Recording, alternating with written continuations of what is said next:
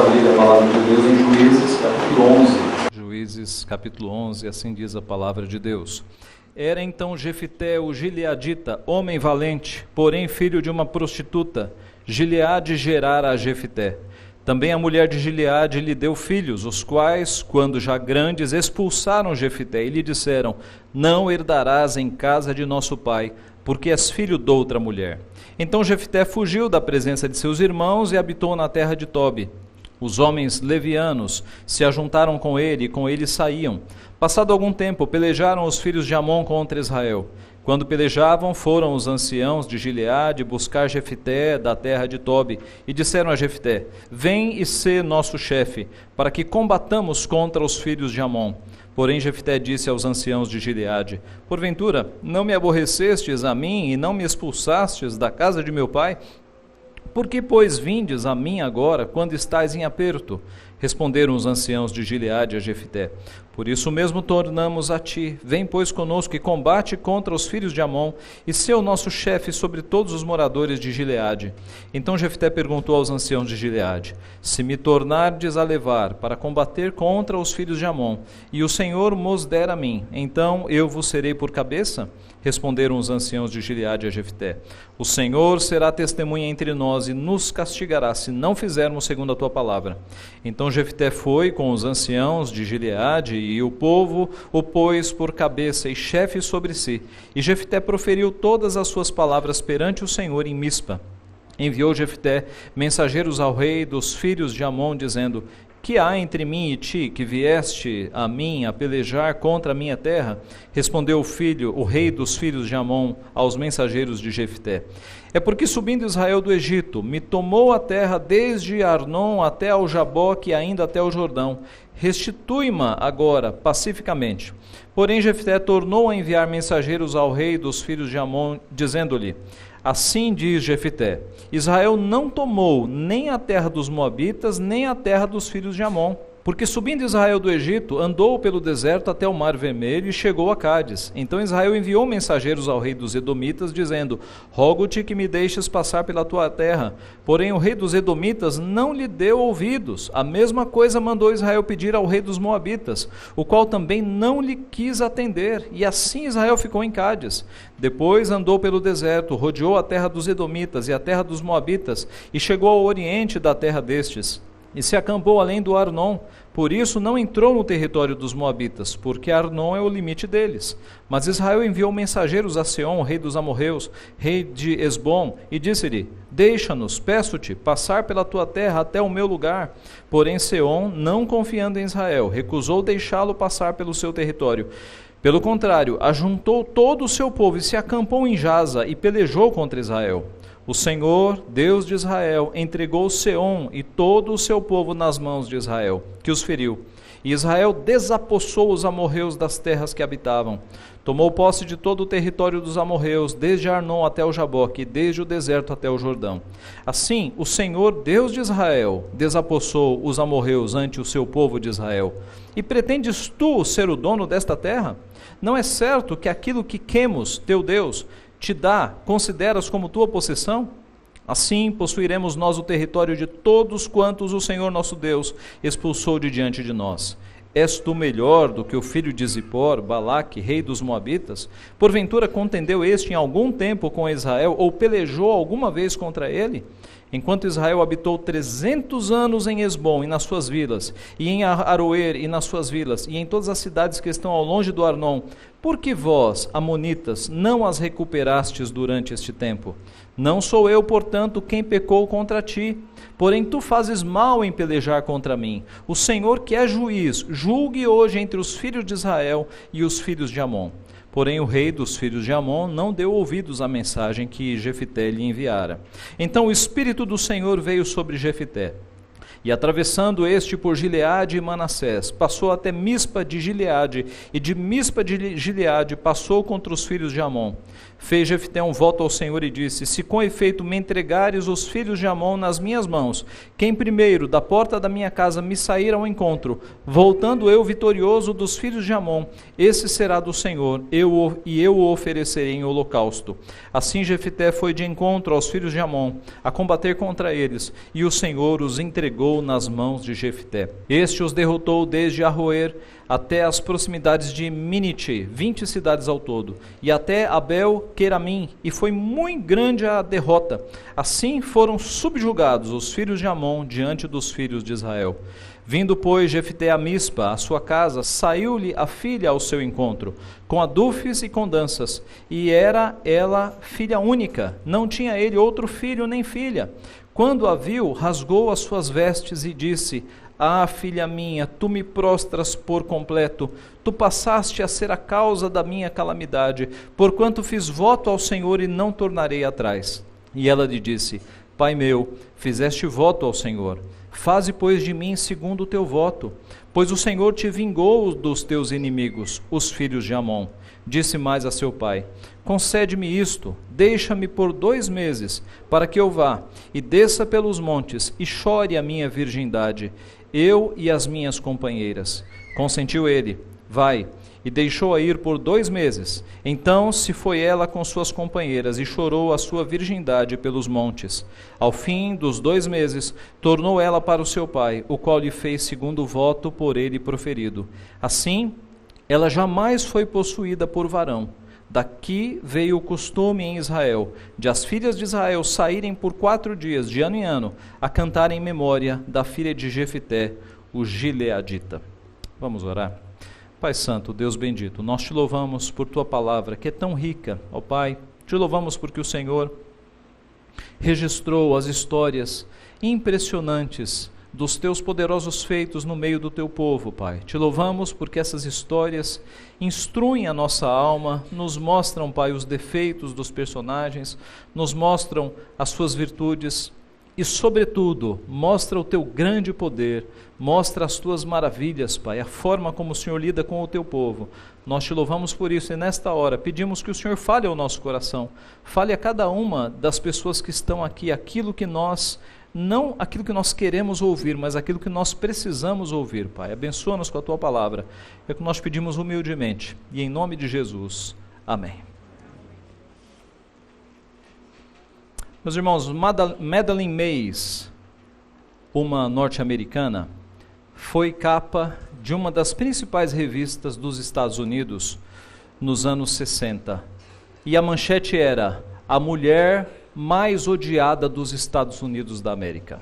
Por que essa mulher atraiu o ódio de uma nação inteira? Porque em 1960 ela entrou com uma ação judicial contra a República, exigindo que o seu filho não fosse obrigado a ouvir leituras bíblicas na escola e a participar das orações, porque isso era um costume nas escolas públicas. Logo, um país de colonização protestante, era mais do que normal, mas essa mulher que era ateia por convicção, ela entra com uma ação judicial na Corte dos Estados Unidos, na Suprema Corte. E em 1963, 3 anos depois, a decisão da Suprema Corte é não apenas de dar guarida e provisão àquela ação judicial, aprovando-a, como aproveitando a ação judicial para retirar em definitivo de todas as escolas públicas do país a leitura da Bíblia e a oração. Essa mulher ficou então conhecida como a heroína dos ateus, que naquela época era um número pequeno de ateus nos Estados Unidos. Mas ela ganhou um programa de rádio que foi transmitido em 140 estações. E ela virou de fato a heroína do ateísmo nos Estados Unidos da América. Isso anos 60, meus irmãos. E esse fato já vai para 50 anos. E hoje nós vemos que a nossa sociedade não melhorou. Nós continuamos vivendo numa sociedade de abandono do nosso Deus, de desprezo para com os padrões de Deus, de ignorância para com a palavra de Deus e de total incredulidade. Tanto naquele país quanto no nosso, nós temos uma sociedade alienada dos valores de Deus. não é muito diferente, meus irmãos, da época dos juízes. A época dos juízes foi uma época de abandono, de incredulidade, uma época em que o povo, vez por outra, abandonava a Deus para buscar deuses de prosperidade, deuses de fertilidade, deuses que prometiam que mandariam chuvas mais rápido do que o Deus verdadeiro. E a nossa história, a história de Jefité, começa justamente quando o povo de Deus, passada a geração de Abimeleque, que com grande poder, sermão do domingo passado, libertou o povo de Deus, passada aquela geração, de novo, o povo de Deus deu as costas ao seu Deus e passou a buscar deuses de prosperidade, deuses de fertilidade. Especificamente nesse episódio, eles buscaram Baal, Astarote, Quemos, que era o deus dos Moabitas, e Milcom, que era o deus dos Amonitas. Isso está no versículo 6 do capítulo 10, que é o capítulo anterior. Naquele capítulo é dito que a ira do Senhor se acendeu contra aquela idolatria em que o povo entrou. E aí Deus mandou os Amonitas e os filisteus como seu chicote, para que o povo de Deus fosse castigado por conta de tamanha idolatria. E esse castigo, meus irmãos, durou durante 18 anos. 18 anos padecendo na mão dos Moabitas. Mas eis então que os príncipes de Gileade, Gileade era uma região a leste do Rio Jordão, eles passaram a procurar alguém que os liderasse naquela libertação, alguém que conseguisse comandar o exército contra os amonitas. E eles se lembraram de um filho que havia sido rejeitado. Eles se lembraram de Jefité. Ora, Jefité era de fato a pessoa. Quem foi Jefité? Em primeiro lugar, no nosso texto, nós vamos ver o seguinte, que no abandono, Deus fez de Jefité um vencedor. No abandono, Deus fez de Jefité um vencedor. Por que no abandono? Porque Jefité foi abandonado por sua mãe. Jefité era o filho de uma prostituta. O texto diz isso no versículo 1. Era então Jefité, o gileadita, homem valente, porém filho de uma prostituta. Gileade gerara a Jefité. Jefité, filho de uma prostituta, foi abandonado pela mãe. E o seu pai, Gileade, assumiu a paternidade e cuidou dele, junto com outros filhos, que eram seus meio-irmãos. Mas o texto nos diz, no versículo 2, que quando os irmãos, os seus meio-irmãos cresceram, eles ficaram com ciúme da herança e expulsaram Jefité de casa. Então nós temos aqui um homem que foi rejeitado pela sua mãe e foi rejeitado pelos seus irmãos, colocado para fora. A opção de Jefité foi fugir daquela cidade e ir para uma terra chamada Tobi. E naquela terra, ele se ajuntou, diz o texto no versículo 3, com homens levianos. É a segunda vez que homens levianos aparecem no texto de Juízes, que pode ser traduzido como homens desocupados, homens sem nenhuma função. E eles passaram, ao que tudo indica, a militar, a fazer algumas guerras, a travar algumas lutas por aquela região de fronteira. Foi então que quando o povo de Deus estava oprimido há tantos anos, que os líderes daquela região se lembraram de Jefité e foram atrás dele e lhe fizeram uma proposta: Jefité, seja o nosso cabeça, seja o nosso chefe, lidere o nosso exército contra os amonitas, porque nós estamos padecendo, sofrendo muito. E aí Jefité disse: vocês me expulsaram e agora vocês querem que eu volte? Se vocês me quiserem como cabeça mesmo, vocês vão ter que me dar todo o poder. Essa é a ideia do texto. Eu serei cabeça sobre todos vocês. E assim, meus irmãos, os anciãos aceitaram que ele liderasse, e aquele homem tornou-se o cabeça do povo, da região de Gileade. Note o seguinte, meus irmãos, a transformação que Deus fez na vida de Jefité.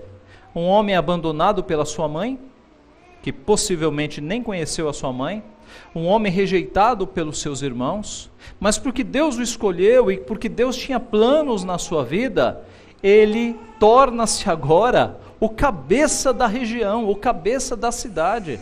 Veja a transformação que Deus pode fazer na vida daqueles que ele quer fazer. Meus irmãos, Jefité não era um santo, mas Deus resolveu transformar a vida dele. Nós vemos pelo texto que é isso que Deus faz, esse é o procedimento.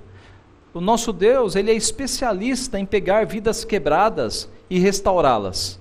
Nosso Deus é especialista em pegar cacos quebrados e transformar em algo bom. Isso ele faz a Bíblia inteira. Foi ele que foi até Abrão e Sarai, que estavam lá num contexto de idolatria total, e os chamou e consertou a vida deles e lhes deu uma missão. Foi ele quem pegou Isaac na solidão dos seus 40 anos e lhe deu esposa, lhe deu filhos. Foi Deus quem pegou Jacó, que era um desonesto, um mentiroso, um trapaceiro, um enganador, e desentortou Jacó com a força do seu poder. O nosso Deus é especialista em pegar cacos de barro e remendar e arrumar coisas quebradas. Foi o nosso Deus quem atraiu para si Saulo. Saulo era um perseguidor implacável da igreja, era um homem iracundo, era um homem que torturou pessoas, era um homem que deu o seu voto de morte para que pessoas fossem mortas. Estevão, por exemplo, foi um deles. E Deus pega esse homem cheio de raiva, cheio de ira, e apacenta o seu coração, e tira aquele coração de pedra e lhe dá um coração de carne, e faz com que esse homem se torne agora um amoroso pastor de ovelhas. Meus irmãos, é só Deus que consegue fazer isso, é só Deus quem consegue transformar pessoas, e ele fez isso na vida de Jefité. Ele trouxe Jefité para si, para livrá-lo daquela história de tanta tristeza, de tanto abandono, de tanta rejeição. Irmãos, e quanto a nós, onde é que nós não estaríamos se Deus não tivesse nos atraído para si? Quantos de nós não estaríamos numa vida de incredulidade total? Quantos de nós não estaríamos numa vida de indiferença para com as coisas de Deus, correndo atrás de dinheiro, de bens materiais? Quantos de nós possivelmente não estaríamos envolvidos com crimes, com drogas? Observe a sua infância, onde você viveu, como foi a sua criação, as oportunidades de crime, de coisas erradas que surgiram ao seu redor. Se Deus não tivesse nos trazido para a sua luz, nós estaríamos em caminhos muito errados, mas foi a sua graça que nos alcançou, foi o seu braço forte, a sua mão bondosa que nos tirou do lamaçal do pecado. Ele faz isso com os seus servos, ele fez isso com Jefité. E no caso de Jefité, ele pegou uma das figuras mais improváveis, o filho de uma prostituta rejeitado, ninguém queria saber dele, mas ele o trouxe para uma missão toda especial, confirmando o seu modo de agir. Ele disse isso a Paulo escrevendo na sua primeira carta aos Coríntios, capítulo 1, versos 26 a 29, ele diz isso: irmãos, reparai, pois, na vossa vocação, no vosso chamado, visto que não foram muitos chamados, muitos sábios segundo a carne, nem muitos poderosos, nem muitos de nobre nascimento. Pelo contrário, Deus escolheu as coisas loucas do mundo para envergonhar os sábios, e escolheu as coisas fracas do mundo para envergonhar as fortes. E Deus escolheu as coisas humildes do mundo, e as desprezadas, e aquelas que não são, para reduzir a nada as que são, a fim de que ninguém se vanglorie na presença de Deus. Ah, meus irmãos, Jefté foi um homem abandonado por sua família, mas resgatado por Deus, No abandono, Deus fez dele um vencedor. É o primeiro ponto. O segundo ponto, aliás, uma aplicação para esse ponto: não seja vítima. Nós estamos na época da vitimização.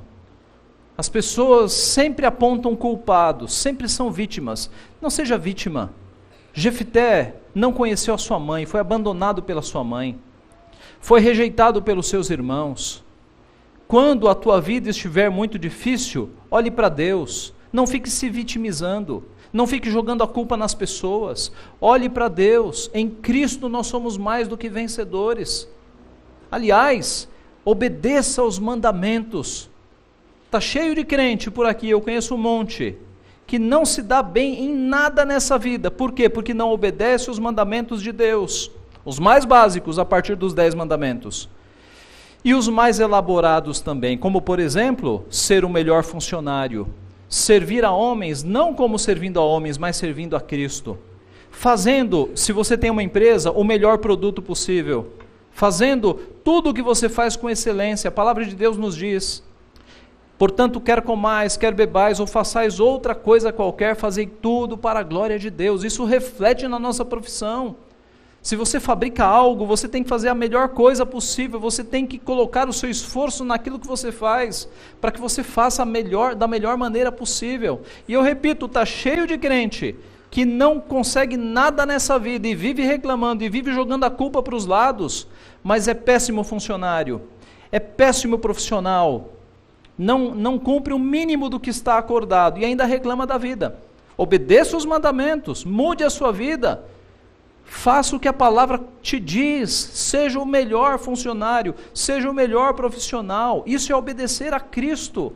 E aí você vai perceber as coisas mudando na sua vida. Eu repito, chega de vitimização, chega de jogar a culpa nas pessoas do lado. Nós temos um homem aqui que teve um passado muito difícil, mas Deus o levantou.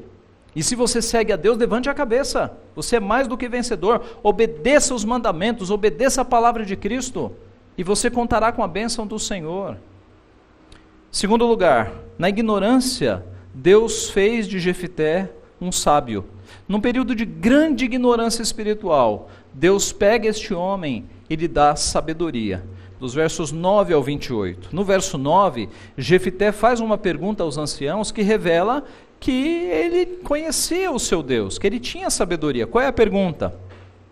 Se me tornardes a levar para combater contra os filhos de Amon, e o Senhor nos der a mim, então eu vos serei por cabeça.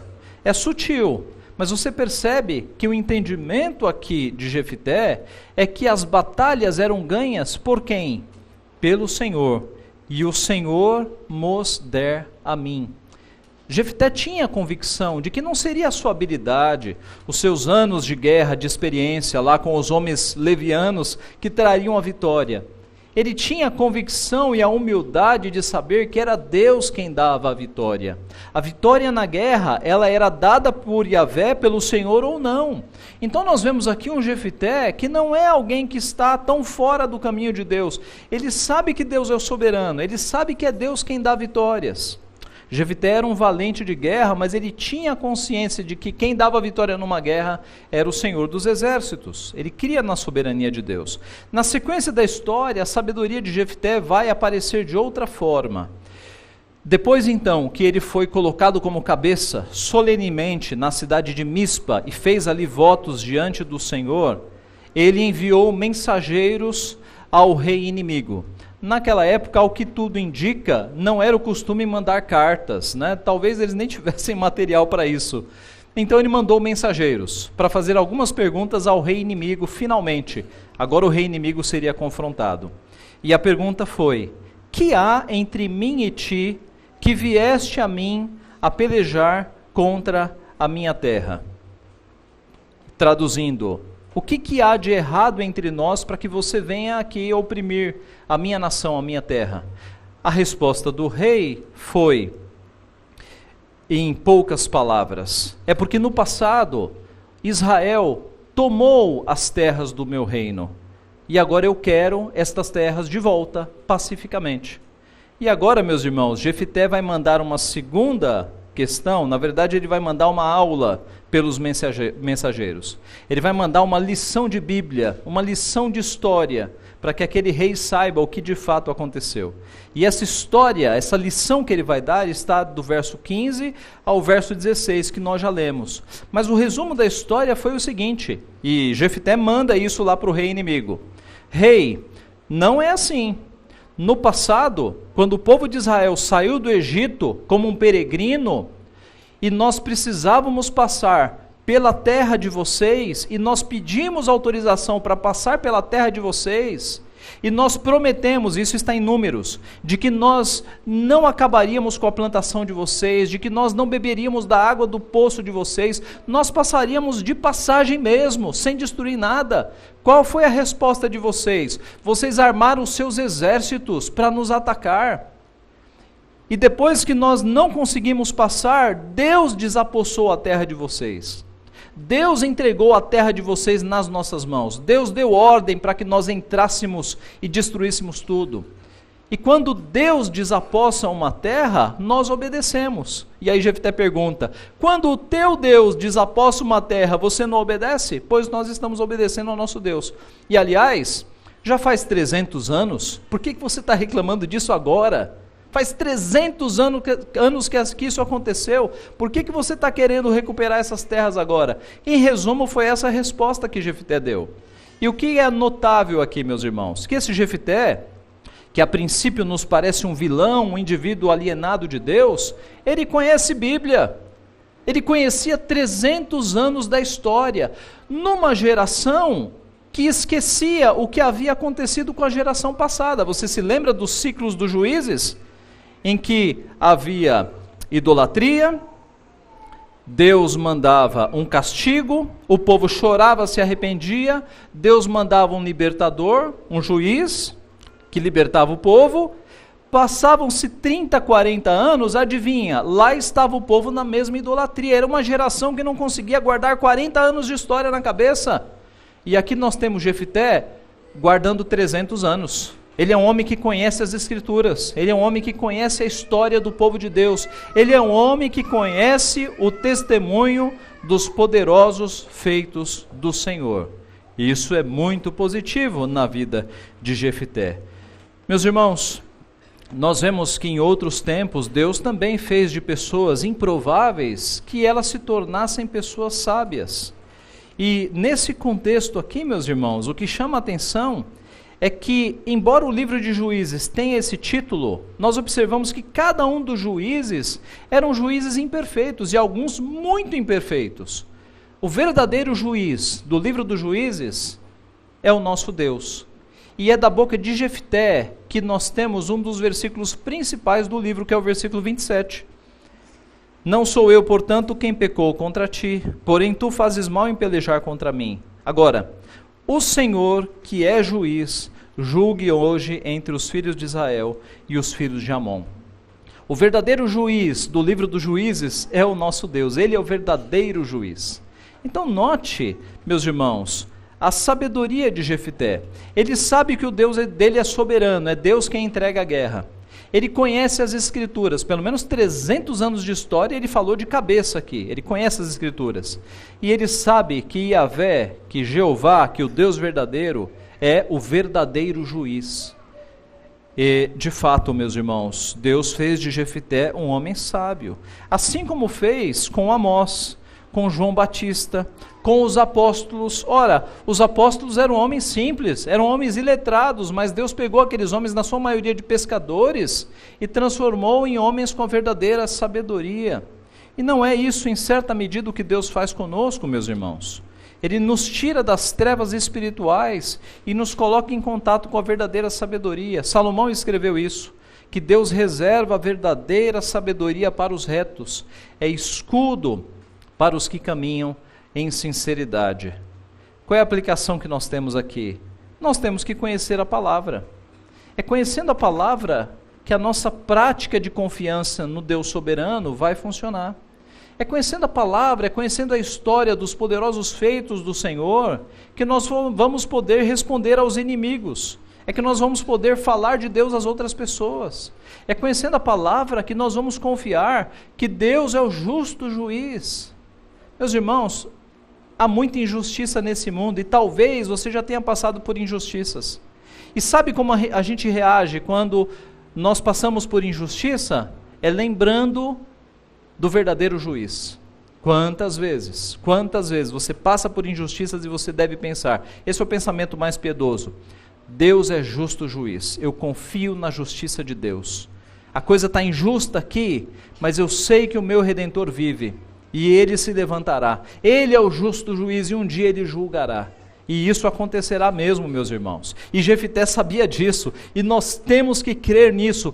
Deus é o justo juiz. Quando nós passamos injustiças nesta vida, é Deus quem se levanta. Por vezes não nesta vida, mas haverá um dia em que ele julgará todos os atos, todas as palavras erradas e tudo o que aconteceu de errado. Então, Jefté, numa época de ignorância, foi feito um sábio pelo poder de Deus. Em terceiro e último lugar, na incredulidade, Deus fez de Jefité um homem piedoso. Numa época de incredulidade, Deus fez de Jefité um homem piedoso. No verso 29 até o final agora. No verso 29, nós temos o registro de que o Espírito do Senhor veio sobre ele. Quando ele recebeu a resposta do rei inimigo, que o rei não faria nada, continuaria atacando, o Espírito de Deus veio sobre Jefité. E ele saiu vencendo. Ele pegou os exércitos, atravessou aquelas terras e acabou com o exército inimigo. Simplesmente acabou. O Espírito de Deus se apossou de Jefité. E Jefité fez um voto de consagração, para consagrar a sua filha. E Jefité talvez seja o personagem mais injustiçado da história, porque a maioria dos livros e a maioria dos autores dizem que Jefité assassinou a sua filha, e o texto não diz isso. Uma olhada rápida no texto dá essa impressão de que Jefité assassinou a sua filha, a ofereceu como um sacrifício humano. Mas quando você aprofunda o estudo do texto, você percebe no texto que isso não é verdade. E eu vou mostrar 8 argumentos que o texto nos apresenta para rejeitar a ideia de um sacrifício humano. O que Jefté fez foi consagrar a sua filha nos caminhos do Senhor. E eu sou devedor destes argumentos a Joel Bick, num dos livros que ele escreveu tratando desse tema. E quais são os 8 argumentos? Primeiro, Jefté não era um homem precipitado. Alguns autores, eu li alguns, dizem que Jefté era precipitado com as palavras, falava demais, era um boca aberta. Opa, Jefté não aparenta ser um homem precipitado. Por quê? Porque quando os anciãos vieram procurar Jefté, ele agiu com muita cautela, ele fez várias perguntas. Quando ele foi empossado cabeça do povo, ele mandou mensageiros para perguntar para o rei por que o rei estava atacando. Não há nada de precipitado na vida de Jefté. Pelo contrário, ele é um estrategista. Jefté é um homem cuidadoso. E assim, meus irmãos, essa primeira característica de que Jefté seja um homem precipitado que entregou sua filha para um sacrifício humano, ela está fora. Segundo lugar, Jefté tinha familiaridade com as Escrituras. Está no texto, né? Ele citou 300 anos da história do povo de Deus com detalhes, porque ele conhecia as Escrituras.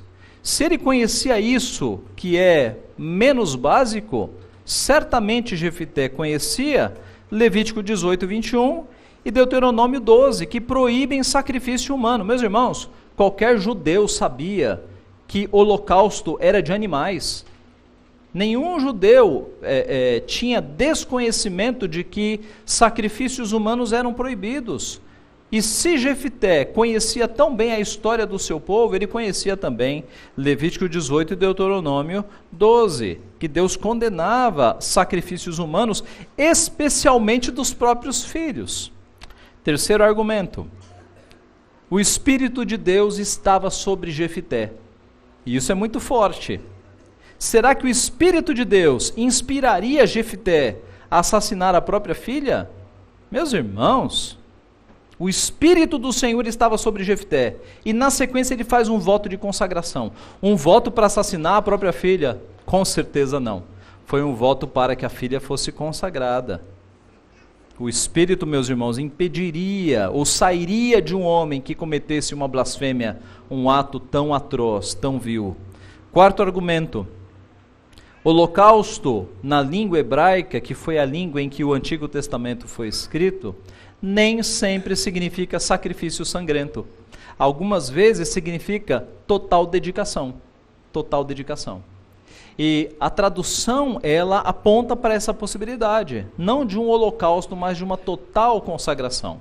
Um outro autor, que não é o Joel Bick, um autor britânico de sobrenome Murray, acho que é Andrew Murray, ele chama a atenção do hebraico para uma possibilidade de tradução também.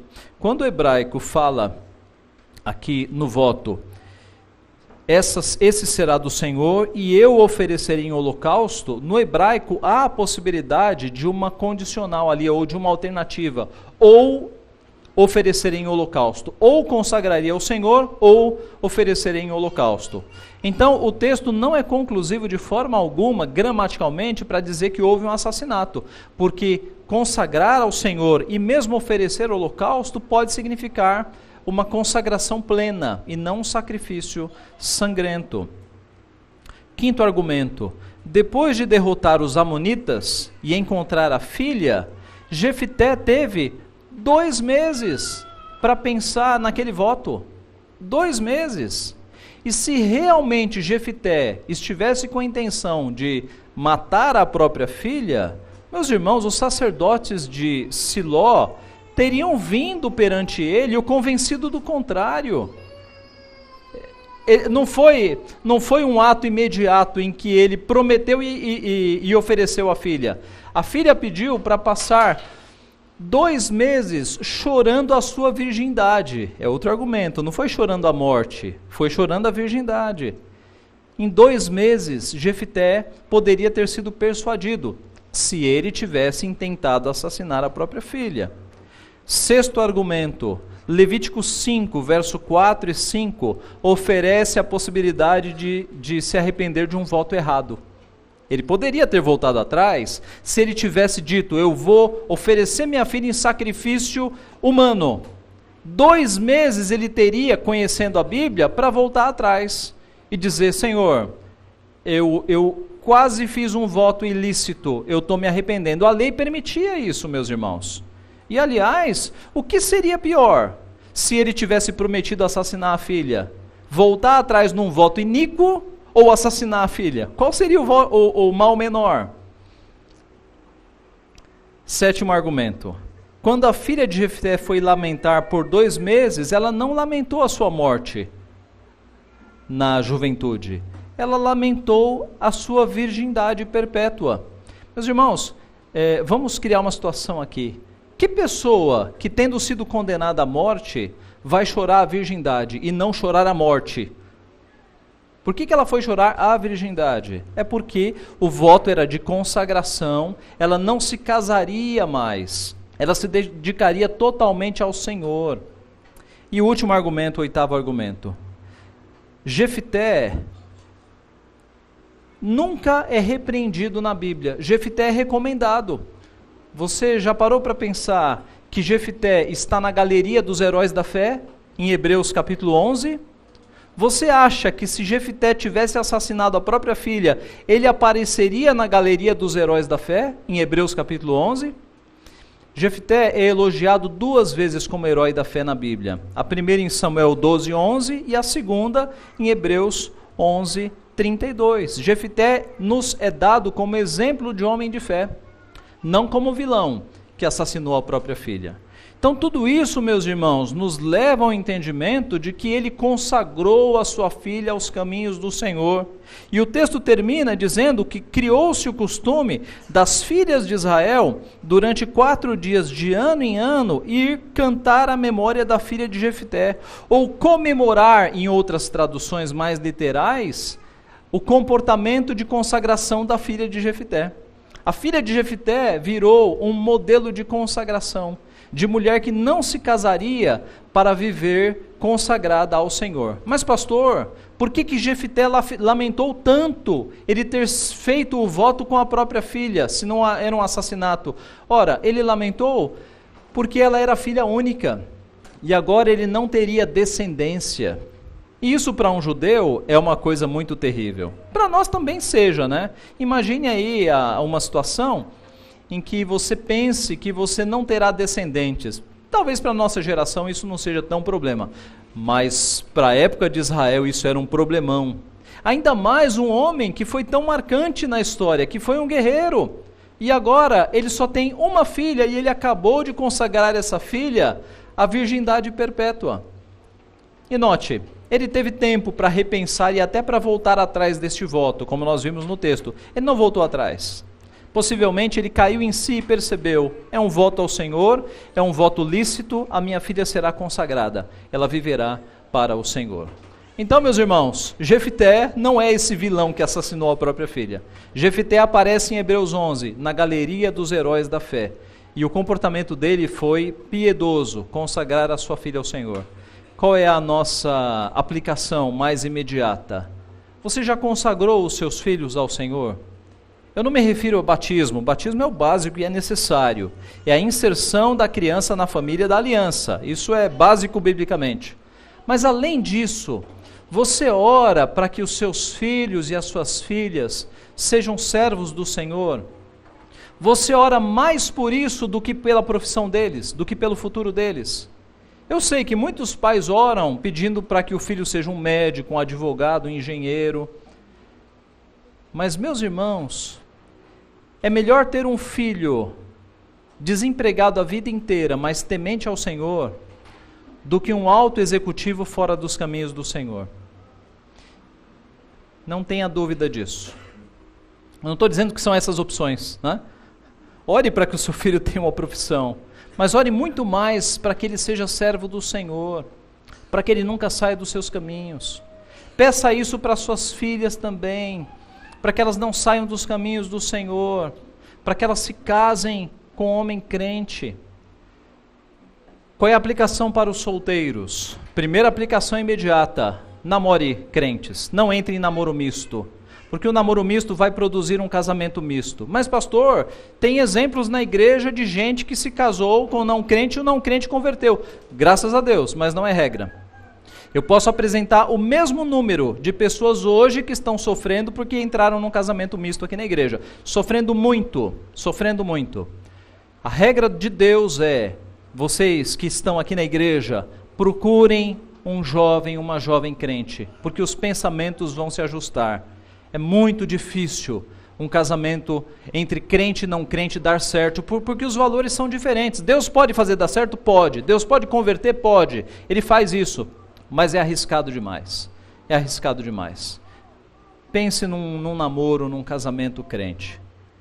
E você solteiro, você pode orar pelos seus filhos, você pode consagrar os filhos do futuro para Deus. Eu conheci uma jovem solteira que na solteirice ela orava a Deus pedindo que se um dia ela se casasse e tivesse um filho, que o filho fosse pastor. Minha mãe. Na solteirice ela fazia essa oração e Deus a atendeu. Ore pelos seus filhos, ore pelas suas filhas, para que eles não saiam dos caminhos do Senhor. E assim você revelará um comportamento piedoso, buscando em Deus a proteção da sua família, buscando em Deus a proteção da sua descendência. Eu concluo voltando àquela mulher que foi manchete numa revista norte-americana, Madeleine Mays, a mulher mais odiada dos Estados Unidos. Ela tinha um filho, o filho que foi alvo daquela ação, lembra? De que ela entrou com uma ação na Suprema Corte para que o filho não fosse obrigado a ler, a ouvir Bíblia e orações. Ocorre que esse filho, numa vida sem Deus, ele entrou no mundo das drogas. E lá numa casa de recuperação, ele foi alcançado por Cristo. E Cristo tocou no seu coração. E Cristo o resgatou. E quando Madeleine Mays soube que o seu filho, ela era a heroína do ateísmo, soube que o seu filho estava seguindo a Cristo, ela escreveu o seguinte: isto pode ser chamado de um aborto pós-nascimento. Eu repudio totalmente este filho, ele não é mais meu filho. Este jovem, William, ele foi abandonado por sua mãe. E na sequência, pouco tempo depois, seguidores da sua mãe, com uma ira incontrolável, o mataram, assassinaram. Ele foi abandonado pela sua mãe, mas foi acolhido por Cristo. Cristo o acolheu. Jefité foi abandonado por sua mãe, mas Deus o acolheu. Quando nós passarmos por situações de abandono, de rejeição, de repúdio, olhemos para Deus. Deus é o nosso Pai. Ele nos acolhe. Em Cristo Ele nos adotou. Louvado seja o seu nome. Amém.